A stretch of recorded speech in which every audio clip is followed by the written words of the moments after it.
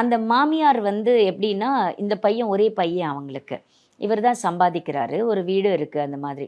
அவங்க ரொம்ப டிப்பிக்கல் ரொம்ப ஆர்த்தடாக்ஸா இருந்ததுனால, அவங்களுக்கு வந்து இந்த கல்யாணம், பையன் அந்த அந்த பொண்ணு கூட பேசுறான் அப்படிங்கிறத அவங்களால ஏத்துக்கவே முடியல. அவங்களால பையனுக்கும் அத எக்ஸ்பிரஸ் பண்ண முடியாது. ஸோ அவங்க என்ன பண்ணியிருக்காங்க அப்படின்னா, ஒவ்வொரு நாள்லயுமே வந்து அவங்க 2 பேருக்குள்ளார ஆ எந்த விதமான கனெக்ஷனும், ஃபிசிக்கல் ரிலேஷன்ஷிப்பே ஆகாத மாதிரி அவங்க டெய்லி ஒரு ரீசன் சொல்லி, லைக் என்னன்னா, இன்னைக்கு வந்து செவ்வாய்க்கிழமை, இன்னைக்கு பண்ண வேண்டாம்.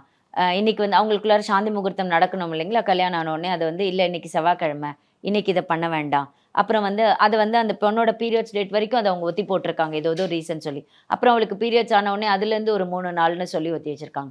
அதுக்கப்புறம் திடீர்னு எங்க வீட்ல அவங்க யாரோ சொந்த தூரத்தில சொந்தக்காரங்க இருக்காங்க. அவங்க வீட்டுக்கு உடனே நீ போய் ஆகணும்னு அவங்க பையன அங்க அனுப்பிச்சு வச்சிருக்காங்க. அந்த மாரியே கிட்டத்தட்ட ஒரு ஒரு 1 மாசம் மேல அவங்க வந்து அவங்கள பிரிச்சு வச்சுட்டாங்க அவங்க. மாண்புமிகு முதலமைச்சர் அவர்கள் அறிவிப்பு 1.31 கோடி கலைஞர் மகளிர் உரிமை திட்ட பயனாளிகளுக்கு ரூபாய் 5,000